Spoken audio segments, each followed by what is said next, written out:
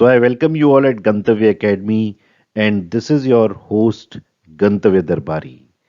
Please subscribe my channel, like and share, and don't forget to press the bell icon. So let's begin with this quote. Winners don't do different things, they do the same things differently. अब आप सब winner बनना चाहते हो, ठीक है, यानी सब अच्छे नंबर लाना चाहते हो, तो विनर्स ऐसा क्या काम कर रहे हैं? वो सारी चीजें वही पढ़ रहे हैं जो आप पढ़ रहे हो। उन पे भी 24 आवर्स इन अ डे, आप पे भी 24 आवर्स इन अ डे। उन पे भी उतना ही टाइम मिला है प्रिपरेशन का जितना आपको मिला है। तो winners don't do different things.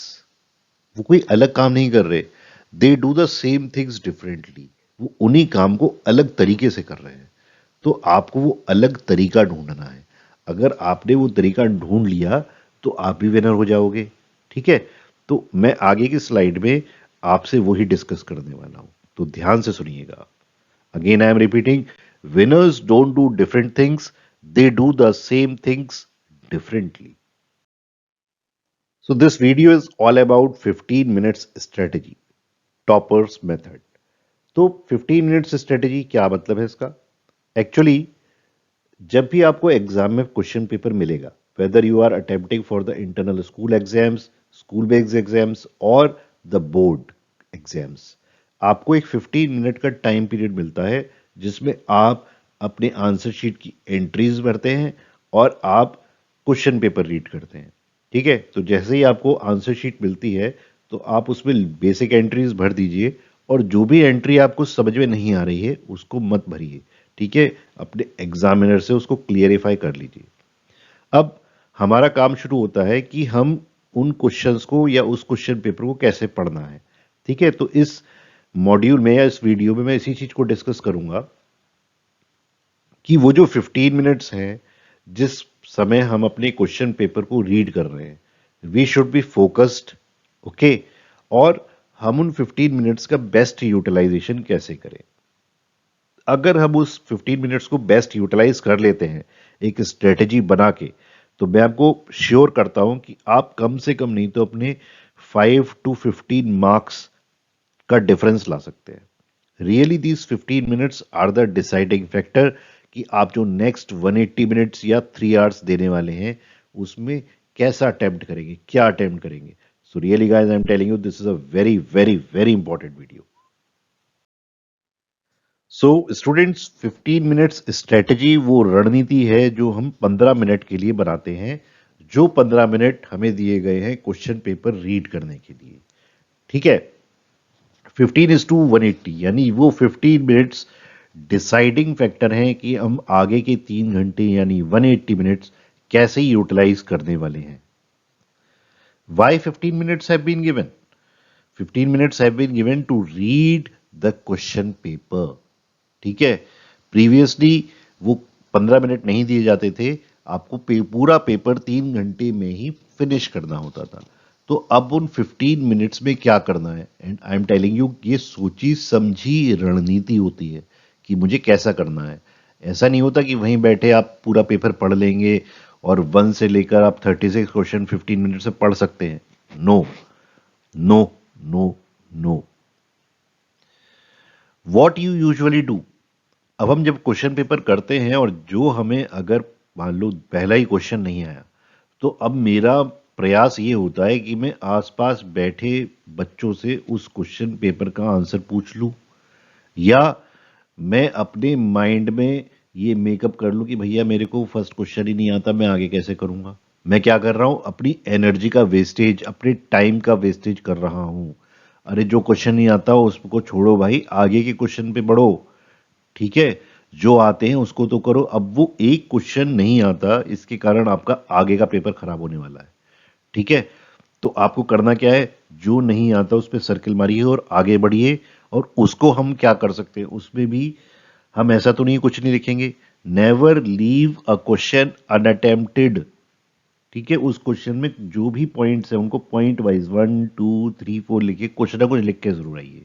ठीक है, और जो नहीं आता उस पर फोकस न करके जो आता है उस पर फोकस करिए। तो ये बिगेस्ट मिस्टेक है जो हम करते हैं। तो हमें स्ट्रेटेजी क्या बनानी है कि मेरे को जो क्वेश्चंस आते हैं, जो इंटरनल चॉइसेस गिवन है, पहले उनमें से ढूंढ लीजिए कि मैं उनमें से कौन सा अटेम्प्ट करूंगा, मुझे कौन सा बेस्ट आता है। फिर आप ये स्ट्रेटेजाइज करिए कि मैं कौन से सेक्शन को पहले अटेम्प्ट करूंगा।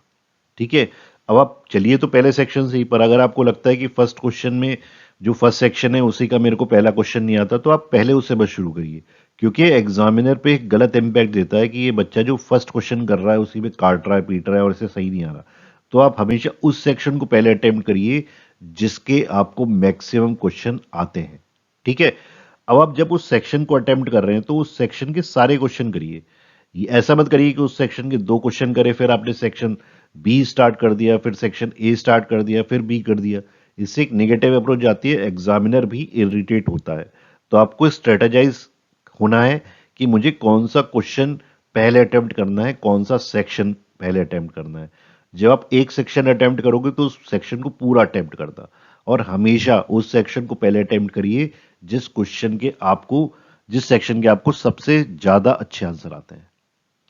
सो how to use this next 180 minutes, जो 180 मिनट्स है वो कैसे यूटिलाइज करूंगा, ये 15 मिनट्स ही डिसाइडिंग फैक्टर है जो ये बताएंगे कि 180 मिनट्स कैसे यूटिलाइज कर सकते हैं। तो आपको अपनी वेस्टेज मिनिमम करनी है। ठीक है, आपको फोकस रहना है और आपको एब्जॉर्ब रहना है, आपको डिस्ट्रैक्ट नहीं होना है। ठीक है, क्लासरूम में डिस्ट्रैक्ट नहीं होना है कि what others are doing.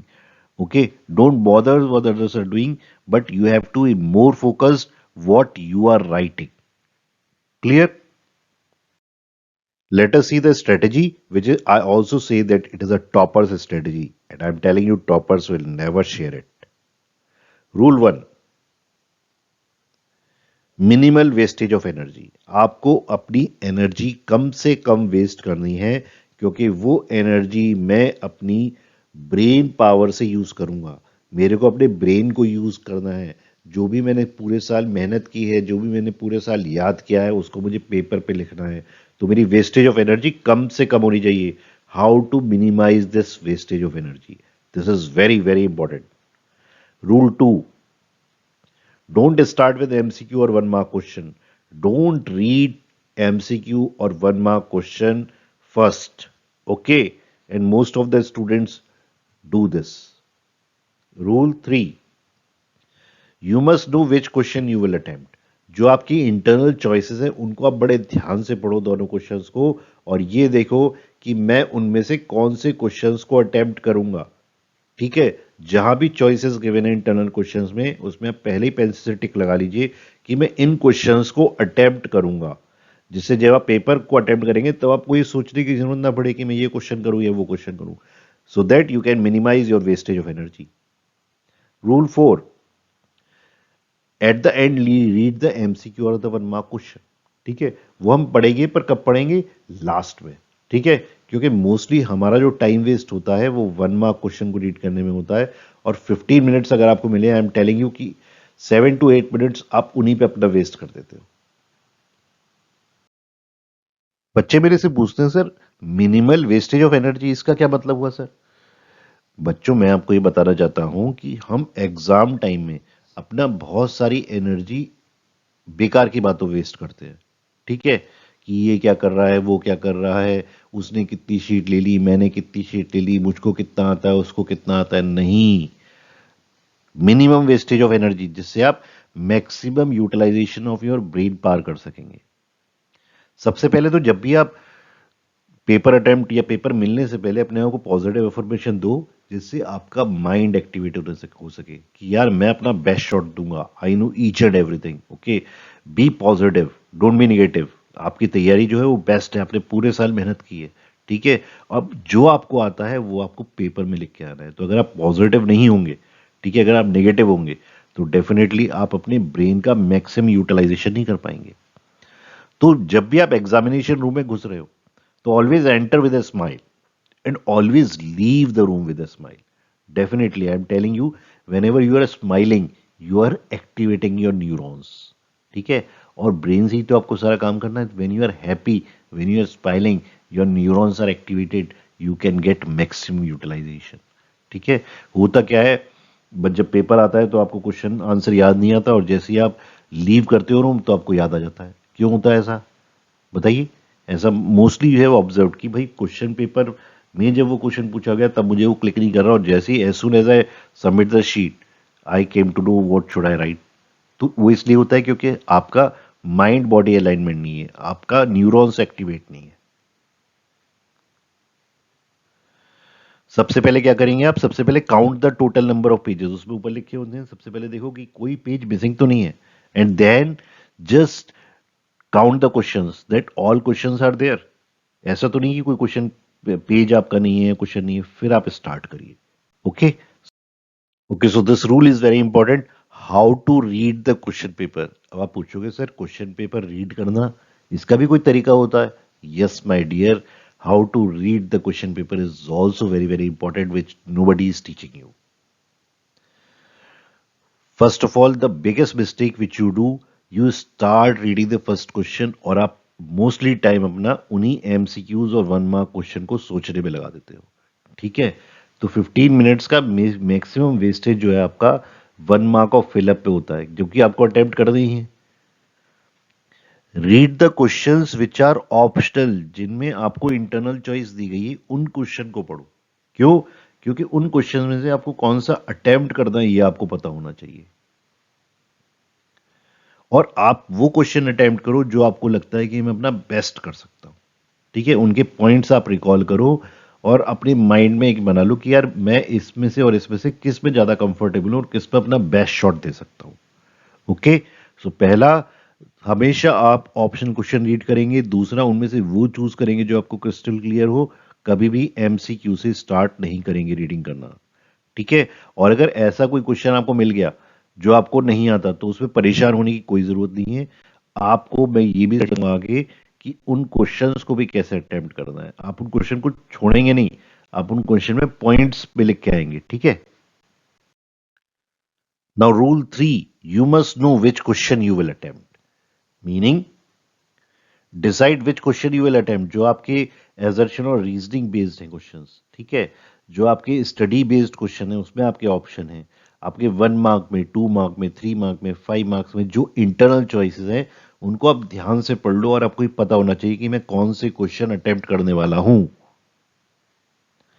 You must be crystal clear कि मेरे को ऑप्शन, इन दो ऑप्शन में से कौन सा क्लियर करना है, उस समय मैं डिसाइड नहीं करूंगा। और जो भी आप क्वेश्चन चूज कर रहे हो वो आपका बेस्ट होना चाहिए। ठीक है, उसके आप रिकॉल कर लो सारे पॉइंट्स कि उनमें क्या क्या पॉइंट आएंगे। Okay, now rule number 4 is very very important. At the last, what you have to do, MCQ और 1 मार्क क्वेश्चन में से आपको अब क्या करना है। Now you, as you all know कि जो आपके एजर्शन और रीजनिंग बेस्ड क्वेश्चन है, आपको उनको पढ़ना है बड़े ध्यान से। एजर्शन यानी स्टेटमेंट को पढ़िए, ठीक है, और जो रीजन दिया है उसको देखिए क्या वो उसको करेक्टली जस्टिफाई कर रहा है। तो इनमें 3 क्वेश्चन है आपके, 3 क्वेश्चन विल बी देयर, तो उनको आप ध्यान से पढ़ो, बहुत ध्यान से, क्योंकि जब एग्जाम टाइम में उसे करोगे तब आप पे इतना टाइम नहीं होगा कि आप उसको इतने ध्यान से पढ़ पाओ। ठीक है, तो minimise your wastage of energy, minimize your wastage of time, read the assertion and reasoning based question very very carefully, then go to the study based question और पैसेज बेस्ड क्वेश्चन।